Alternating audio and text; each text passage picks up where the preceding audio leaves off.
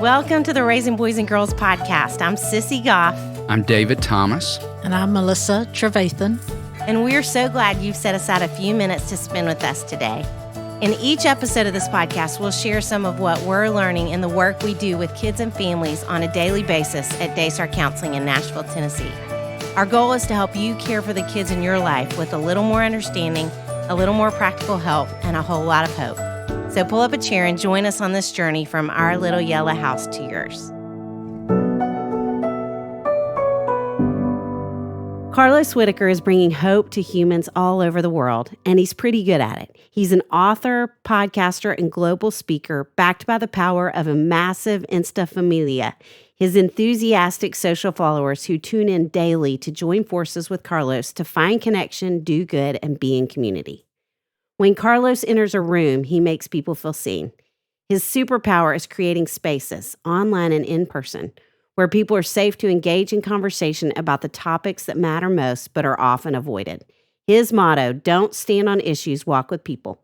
That's the professional stuff, but all day, every day, Carlos is a family man.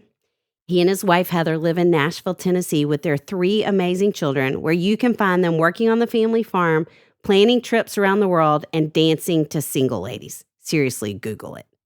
You can find more about Carlos at carloswhitaker.com. And we'll have links to all of his books, podcasts, and social media in the show notes. Do you know that you were, with Heather, the first guest we've ever interviewed for the podcast? Really? And you're the first guest to come on twice. No way. Oh, I feel so loved. We think you're amazing. Thank we do you. love you. And you're a dear friend of both of ours. So. Yes, it is true. When I saw this on my calendar on Monday, I just was like, okay, that's going to be a breath. Because this week's pretty crazy. And I'm just like, I just want to hang out with my friends. We're so glad to get to be So with if that's you. what it feels like, listeners, if you feel like, wait, why are these people just talking about life? It's because we're friends and we just want to catch up. That's right. You know? With my dog coughing in the background. On your lap. Life. No. It's gone. she's right here. I can't even see this dog. It's so small. She's a little different than yours. Smaller than my dog's left paw. That's true. Carlos, I think it would be almost impossible for somebody to be near the two of us and not know about you because we're so crazy about you. But just in case we've got some new listeners who aren't, Yes. will you talk a little bit about who you are, about the difference you are making in this world, and your family also? Tell us about those great folks. Yes. My name is Carlos Enrique Whittaker Guzman Archibald Cabello, which is what my mother called me whenever I'd get in trouble as a kid. Seriously, if I heard her say 6 names, it was over. Game over. You really have 6 names. Yeah, 6 of them on the birth certificate. Wow. Carlos Enrique Whittaker Guzman Archibald Cabello. There they are. I'm going to quiz you at the end of this, both of you. Okay, and we'll see where our relationship really stands. Whoa. I am almost 50, and we were just talking about this too. This year, if you're listening to this in 2029, I'll be almost 60. But as of this podcast episode, I live in Nashville, Tennessee, with my wife. And currently, still 3 children under my roof. My daughter, Sohaila, she's 20, Sayana is 19, and Losiah is 16. And, you know, it's so weird, David, when you ask, or when people in general ask me what I do, because I'm like, maybe I don't even know, really. I feel like I'm a storyteller that maybe tells stories that help people and lead them to freedom in some way, shape, or form.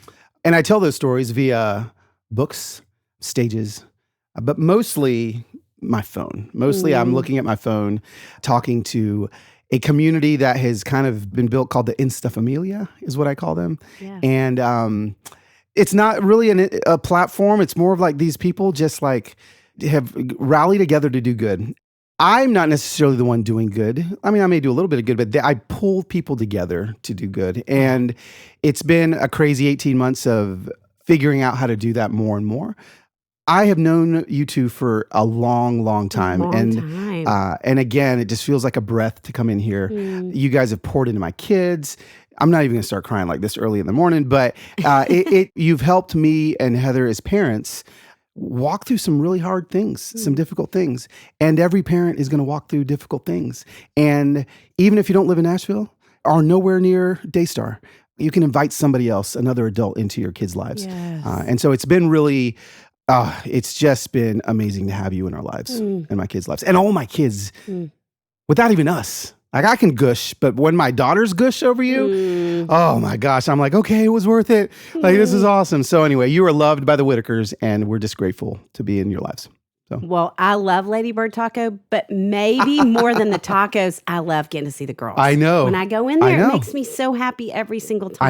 I know. And, it's funny because people know that they work at Ladybird because I put it on my Instagram all the time. So people will go in there all the time and so Hayla's like, Dad, another Instafamilia member came in and they don't even have to tell me anymore. I can just tell by the way they look at me, like endearingly like my grandma, So I'm just like, no, but it's fun. It's fun. It's fun to go in there. And, I get to live in the same city as my daughters who are young adults and they're working and it's awesome. I'm blessed. So cool. Really cool young adults. Yes, really cool young adults. As is Losiah. Yeah. Yes. All three of them. Yeah.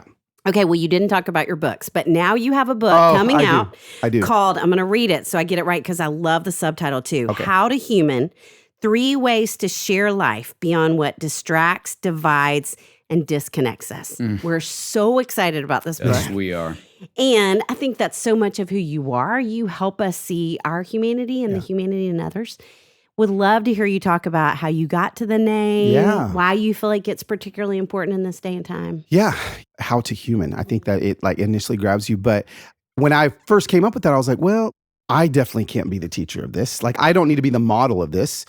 Looking back the last 3 years of just life for everybody as we kind of have collectively gone through global trauma together. And I say in the book that I feel like we've all been knocked off course by some degree. Some of us 0.5%, some of us 10%, some of us 5%. And I felt like I needed to write something that just reminds us, because it's all in us already, but just reminds us how it is to do this again, how it is to have relationships with people that, because of difference of opinions now, maybe these relationships are damaged. And, reminding people that these relationships that were so dear to us were not built on hot topic takes. So why would they end on hot topic takes, And so just helping people realize the empathy and compassion that is inside of all of us. That's all the book is, trying to help people do those 3 things. Get past the things that distract, divide, and disconnect us. I'm very vulnerable in the book with a lot of my stories and a lot of how I did that. But I just know that as I travel, more and more people on whatever side of whatever issue it may be are just tired of hating each other. They're like, I'm just kind of done. Like, can somebody not tell me to hate somebody else? Can somebody tell me how to be and how to human with somebody else? And so I was like, well, I'll do it. So I wrote the book, How to Human. And I think that what I've written is not a manual, but a guide. Literally anybody listening to this podcast right now, I think could grab onto some handlebars that maybe guide them to how to handle some of these situations in our lives that maybe we're not handling as well because we're so consumed with rage, So yeah, it's a little bit about it. Rage and fear. Rage Feels and like fear. Both, yes. Yeah. And maybe the fear's fueling the rage. Yeah. Okay, I love the sections of the book are called Be, See, and Free. You can tell I'm a child of the 80s. I love that. I like 3 points and I want them to rhyme. I love it. Thank you. I love it. And each of those are incredibly important to us. So the chapter titles include ideas like be human, be compassion, be justice, be wonder, see bias, see to serve, free loneliness, free indeed. So many great concepts. Will you tell us about just a few of your favorites? Oh, yes, of course. So be, see, and free. I think it's incredibly important that we understand who we are, who our identity is based in, not be ashamed of who we are. In order to get to the seeing piece, to see someone else, you got to understand you first. You have to see yourself first. So in the first section of the book, I use a lot of stories. One story in particular is when I grew up in the South, in Atlanta, Georgia. I was born in East LA, but an identity piece for me, of the being piece, was a part of me that I ignored for a long time. My mother is from Monterrey, Mexico, and my father is a Black Panamanian from Colón, Panama. And when I moved to the South, when I was in kindergarten, or I can't remember how old, but pretty little, my dad looked at me. Now, this was in late 70s, early 80s. And I'll never forget the conversation, not because it was striking to me then, but now it obviously is. And he looked at me before my first day of school and he said, Carlitos, when people ask you, where you're from or who you are, you say you're Mexican. And I remember being like, oh, okay, well, I'm Mexican. Didn't even think twice about it, right? But I still look like Gary Coleman. I still had my little afro parted down the side, and that's what I look like. But I'm Mexican, right? And so I kind of go through elementary school, high school, really taking the black part of me out of the equation.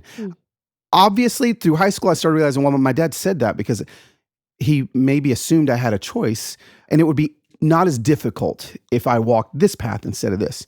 Well, I grow up, and when I walk into a grocery store, I don't have a t-shirt on that says, hi, I'm Mexican. Like my friends may have, because I told them that, may have believed that, but I was still living the black experience myself as an adult and as a child, obviously. And so kind of pushed through 2016, 2020, and I realized that I'd done a disservice to who I am, my identity. And there was a big chunk of who I was that I wasn't leaning into. So I began to lean into that in 2020. I began to teach and share some stories that I'd experienced as a black man in Nashville, Tennessee. And 99% of it has been amazing, but there's 1% of, there's some racism that I've experienced that I wanted to share about. And this is what's so important about the B piece.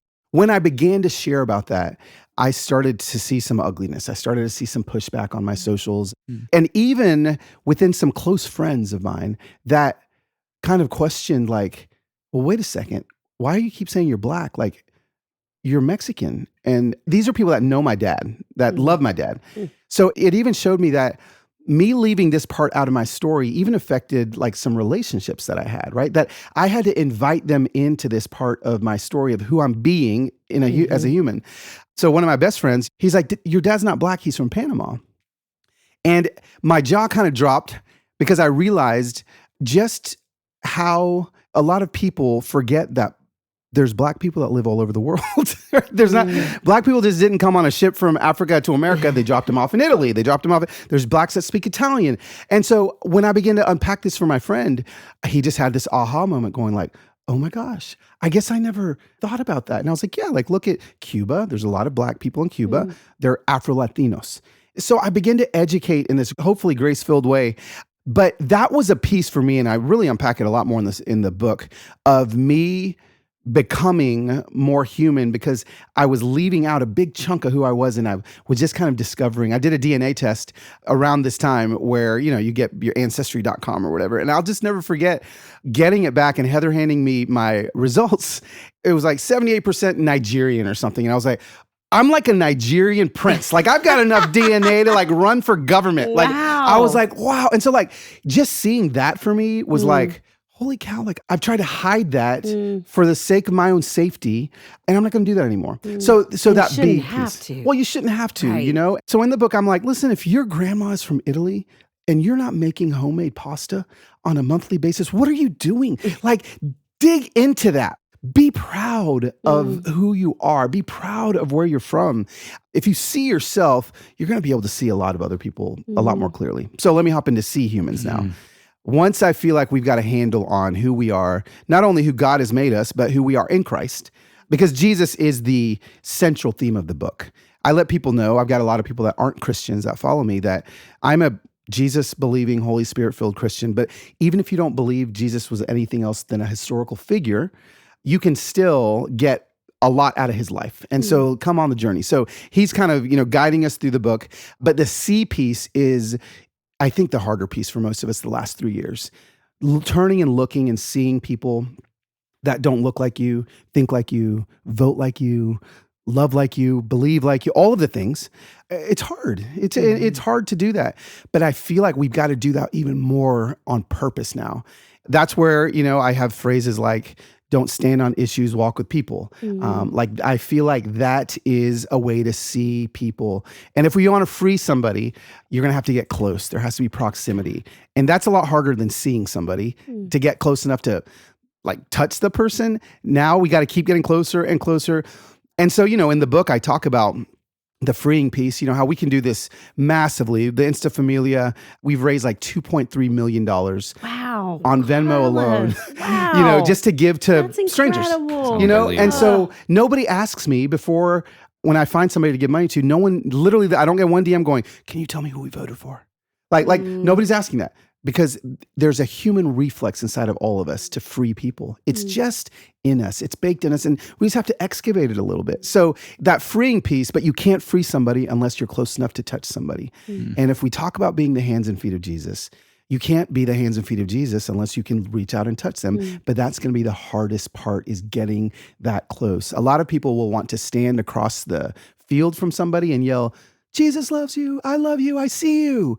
And okay, that's a great first step. But we're not supposed to see people through binoculars. We need to see somebody like up close. I mean, have you ever used binoculars before? Like if you see a bird in a tree, you pull some binoculars out. It takes a good minute to find it again, right? Like you can see it without the binoculars, but you want to see closer. Well, now I've got to look, and then I find it, but then it hops to another branch, and then it takes another minute to find it. It's like, no, put the binoculars down and go walk up to the person that you need to see. So it's funny because the people that have read the book already were like, Carlos, I don't think I was expecting as much excavating in my soul and as much work as I have to do, because it could sound like a bumper sticker. Don't stand on issues, walk with people. Be human, see humans, free humans. But it takes work. It takes work. And so I'm just trying to help people with that work is what it really is. So, Oh, makes me so excited to get a copy. Yeah. So excited. Yes. David, I just hosted another bunkin' party at my house. Sissy, please explain to those living outside the state of Arkansas what that means. Well, in Arkansas, we don't call them sleepovers. We call them bunkin' parties, which I think is so much cuter than the term sleepover. It is. And when Henry came over, one of our projects was decorating the fun bottle Haya sent us to put his new vitamins in. He loved the stickers and now has his own bottle at my house. I love that. While most children's vitamins are filled with 5 grams of sugar and can contribute to a variety of health issues, Haya is made with 0 sugar and 0 gummy junk. Yet it tastes great and is perfect for picky eaters. Formulated with the help of nutritional experts, Haya is pressed with a blend of 12 organic fruits and veggies, then supercharged with 15 essential vitamins and minerals, including vitamin D, B12, C, zinc, folate, and many others to help support immunity, energy, brain function, mood, concentration, teeth, bones, and more. We've worked out a special deal with Haya for their best-selling children's vitamin. Receive 50% off your first order. To claim this deal, you must go to hayahealth.com/RBG. This deal is not available on their regular website. Go to hayahealth.com/RBG and get your kids the full body nourishment they need to grow into healthy adults. Okay, so you said you like 3 things. I mean, there are a million things in this book, obviously, that are going to be so helpful for all of us. But if somebody could close it, end of the book, and get 3 main things, what would you want the 3 things to be? Or 3 things to hear that you wanted to hear? I think I could summarize it as, let's be more human and less opinion. I think a lot of people have turned into opinions. And I'm like, hey, what if we were less of an opinion and more of a human? I would love for people to move towards curiosity and away from judgment. And I think, again, my phrase, let's not stand on issues, walk with people. And I unpack it in the book that there are going to be people that you can't walk with. Okay, so like as fun as that phrase and easy as that phrase is to be, there's some people that are in my life that I've tried to walk with, but are very dehumanizing to others, to myself. And I gave my attempt, but for my own soul and my own mental health, I've got to build some boundaries. So this isn't like, yes, everybody, like I'm not going to go find the local KKK chapter and walk into their next rally and be like, hey guys, I'm Carlos. Like I've got to protect who I am. But that being said, there are people that we're not walking with that we can walk with. I tell the story of Philip and the Ethiopian eunuch in the book and how Philip was called by God. He got woken up by an angel, told to go to the road that goes to Gaza. And there he saw an Ethiopian in a chariot. Philip was nothing like this Ethiopian. This Ethiopian was a black, castrated man that was riding in luxury. These are 3 things that weren't anything like Philip. But the Spirit told Philip to not only go to the road and see him, but to go up to the chariot. And that's where we get so nervous, right? But then it gets even harder. Then the Ethiopian invited him into the chariot.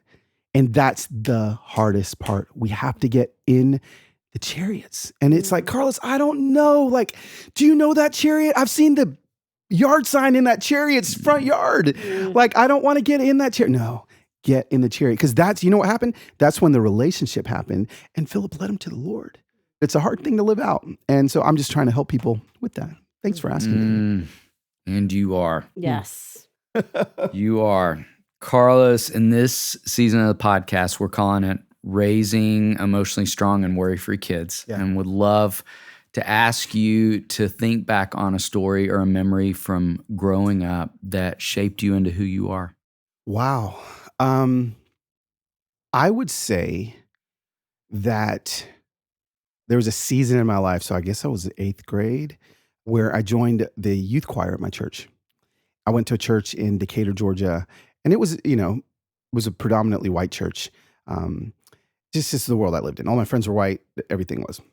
It's a great church. I was in handbells. I played the B and C bells. Like I was like all in, right? Great friends. All my best friends are from there. But in choir, when I first went in, there was a young kid, we'll call him Billy, who would come up to me and grab his hand and smush it into my little afro. And every single week, all his friends would laugh. And he's like, look, my handprint stays in Carlos's hair. It was traumatizing. So I'd like beg my mom not to let me go. It was just horrible. And it was probably like 6 months that happened. And then my dad, I finally told my dad. I didn't tell him why I didn't want to go. I told my dad. And my dad just said, oh, Billy must be hurting. Like there's something in Billy that must really be hurting him. That's all he said. It wasn't like deep, like this is what you need to do. But I just remember something in me shifted in that moment to where I didn't begin to see Billy as a bully. I began to see Billy as like somebody that was hurt. So the next time he tried to put his hand, I actually let him. I didn't fight him. And I just looked at him. I said, Billy, I'm sorry for whatever's hurting you. And I did it in my 8th grade way. Yeah. And I just remember he didn't know what to do because he was weirded out. All his friends were looking at him. And then he stopped. He stopped doing that. And then... Wow, what a great response. He literally just stopped. I love that. Yeah, he didn't stop. But here's the crazy thing. Probably 10 years ago now, Billy reached out to me on Facebook and apologized to me and just told me thank you for what I said to him. And I mean, I still have a screen capture of it. Wow. And all I said was, I'm sorry for whatever's hurting you. And I think, hindsight, hadn't written the book, but I just saw him. And I let him see that I saw him. And so there's people that are hurting us. And so now that's turned into the whole thing for me is like, I'm trying to find people that are trying to hurt other people and just see them, So I think that's a story that really shaped me. Yeah. What a picture of the empathy that God placed inside of you so early on that has continued to mark who you are. Yeah. Yeah. The empathy piece for me is I am very empathetic. Sometimes, I maybe sit in it a little too much, but I would much rather people feel that than feel me, pointing my finger at them. That's a piece from my childhood. I mean, I've got a lot, but that's one that just jumped out when you asked me. Yeah. Well, we've already established that you have 3 amazing kids. I do. Will you say their ages? Yes, 20, 19, and 16. Okay. Yep. So thinking back over their growing up years, what are some things you would say that you think has helped them become more emotionally strong or worry-free? Oh, well, coming to this house that I'm sitting in right now, honestly, find somebody for your kid to talk to. Just find somebody else. Yes, you need to talk to them, but it's just so healthy for someone else. So I think that's one thing, definitely them coming here. They love Hopetown. They go to camp with you guys in the summers. I think that's been helpful. I think something else that Heather and I did is we invited our kids into our story as a married couple, into some of our struggles, obviously according to where they were in life appropriately, but our kids got to see us work through some things. Kids are more resilient than we give them credit for. So I think inviting them into some of our stuff, I've seen that pay off as they've gotten older. And I've seen it pay off even when they were younger. I may have shared this story before on your podcast, but I guess when Sohaila was a young teenager and we'd gone out on a date, Heather and I, and on the date, Heather had called us as like, Losai's throwing a fit, like he's something. So we were like, okay, we'll come home. So as we come home, they're all 3 sitting on the sofa, just smiling, just happy as can be. And we were like, I thought we were going to come home to chaos. Why did we leave our date? So he was like, oh no, Losai and I, we went in the room and I talked to him and I told him that he was making an agreement with the lie and that we just needed to pray that he break that agreement. And so we prayed that he broke the agreement and then we're fine now. And I was like, so here's the thing. That's stuff that Heather and I never like taught them out loud, but they would hear us talk about these things. They would see us break agreements every day. They would, and so like our kids are watching. Our children's pastor at our church was named Jim. He'd always say the same thing. He's like, kids, raising kids, it's a lot more about things that are caught than taught. He always says that, right? And I just think that's the thing, right? What are they catching around us? Inviting them into maybe a little bit of our story as a married couple, things that we were going through. I think that was helpful. Obviously, having them have someone to talk to, I think was really helpful. And I think into the teenage years, when we began to pour into their friends, not only was that really beneficial for them, like, wow, like this is a lot bigger than just us, but we became kind of the house to hang out at, because all their friends are always coming over. Even when they're not there, their friends are there. And so I think that was really helpful too. Sissy, I've got 3 kids in college right now. Let me tell you, it was hard work getting them there. What an accomplishment, David. You and Connie are rock stars. I don't know about that, but guiding kids along their educational journey is not for the faint of heart. That's why I'm so excited to tell parents about Ethos, an online Christian school. Ethos School understands the responsibility we parents feel. Ethos partners with parents to shape their children as whole people, offering over 100 relational, high-quality online courses for 4th through 12th grade students. They have such a variety of classes, such as Biblical Greek, AP Physics, computer coding, multiple world languages, dual credit, and advanced placement options. I love that Ethos School offers weekly time with a live teacher and classmates. Personal connection is so important for a child's educational experience. At Ethos, families can choose either a single course or a full course schedule when they enroll their child. Right now, Ethos School is offering to waive the $95 enrollment fee for our podcast listeners, plus a complimentary academic counseling session to plan your child's academic journey. Visit ethoschool.org/RBG or click the link in our show notes to take advantage of the waived enrollment fee offer and to plan your child's educational journey with an Ethos academic counselor. Visit ethoschool.org/RBG today. What is something, looking back at the early years of parenting, that you worried about that you wish you hadn't? Oh my gosh. Everything. I literally worried about everything. So through my own therapy, I was able to fix that. Early years, I was just worried about keeping them alive, them not like walking into the street. But once they were, maybe 8, 9, I think I did worry a lot about their faith. I worried a lot about where they were going to end up. I worried a lot about, are they going to believe this crazy story about what their mom and dad believe? Or are they going to decide to believe something else? And they're still young adults. They can still end up believing all kinds of things that they want to believe in. But I think I spent too much time worrying about that.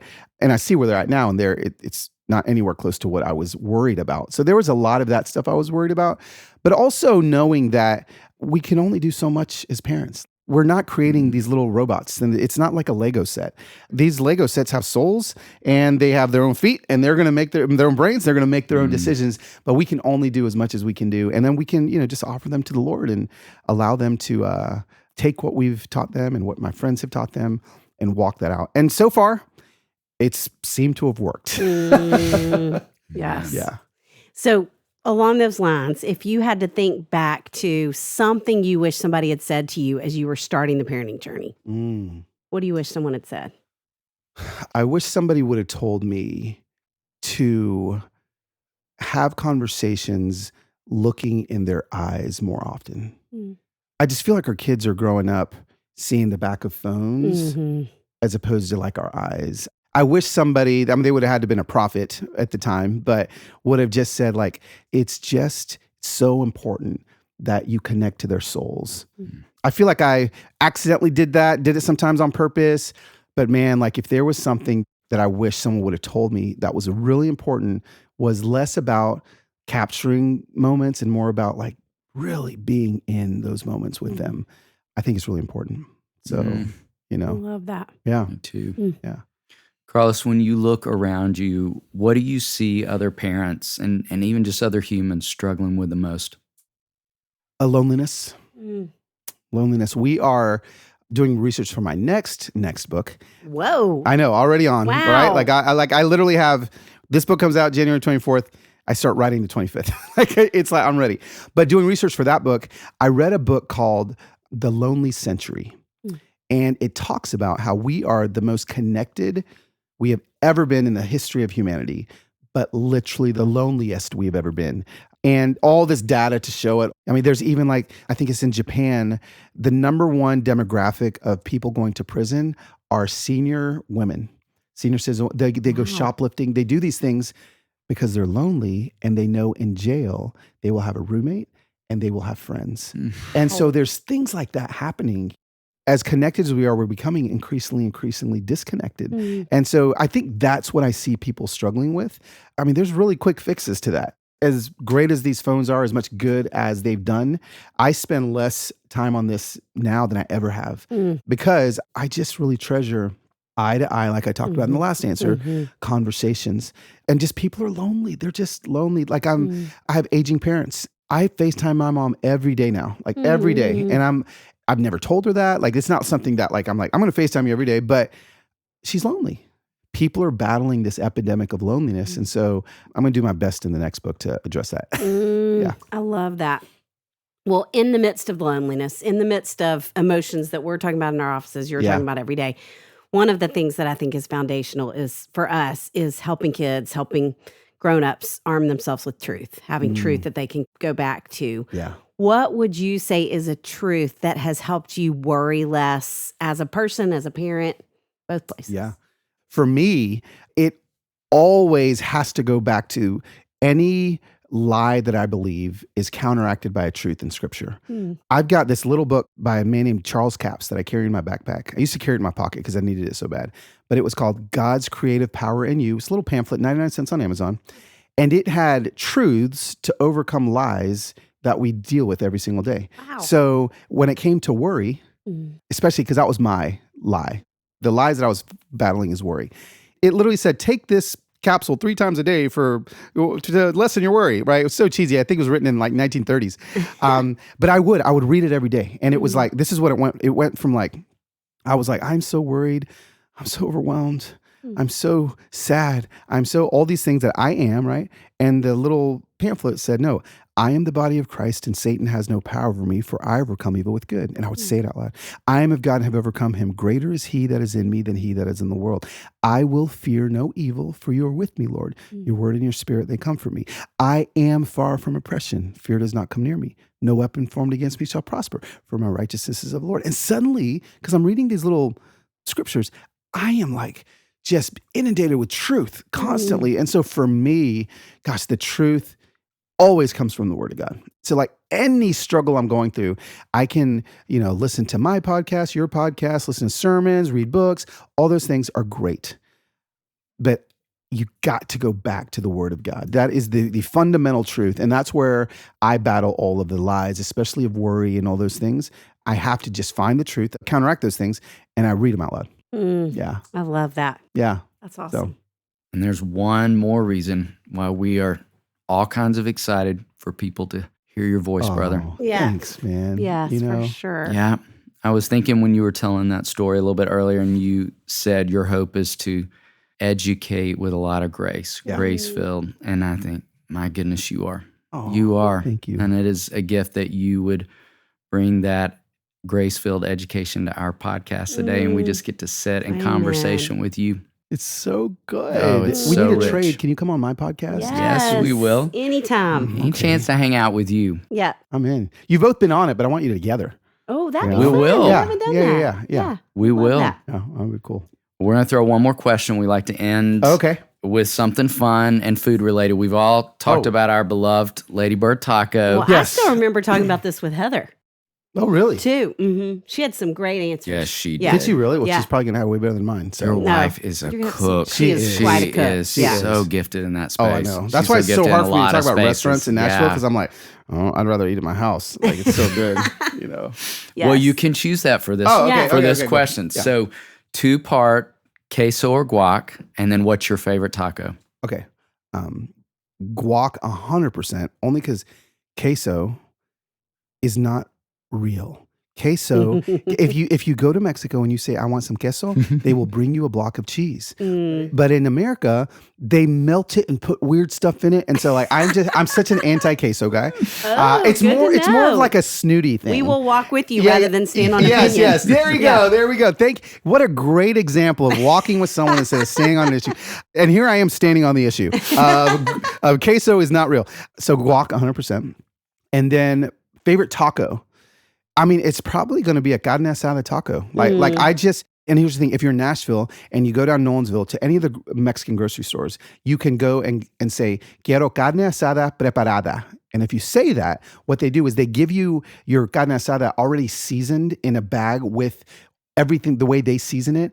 And then when you cook it, it's exactly what you want to put in the taco. Wow. So you can get it carne asada. Yeah, so if you say carne asada preparada, okay, it kind of rhymes, just like BC free. Yeah. Preparada, prepared. Then they will say, okay, and then they'll take the carne asada steak and then they'll soak it in this thing and they'll give it to you. Okay, that's what I like. Carne asada taco. How to human and how to get really good Mexican food. And how to get really good Mexican food. All That's in how the you same do it. conversation. I love it. Yes. Carlos, thank you. I hope you know how much we value you as a person, your voice, your friendship. Thank you. Us. I love you both. We love you very deeply. much. And Heather and the kids. Yes, absolutely. Give them all a hug for Oh, us. they Them all for were us. jealous that I was coming without them. Aw. We love them. It's our joy to bring the experience and insight we gain through our work beyond the walls of the Daystar House. If you enjoyed this conversation, please share it with your friends. And don't forget to click the follow button in your favorite podcast app so you never miss an episode. To learn more about our parenting resources or to see if we're coming to a city near you, visit our website at raisingboysandgirls.com. Join us next time for more help and hope as you continue your journey of raising boys and girls.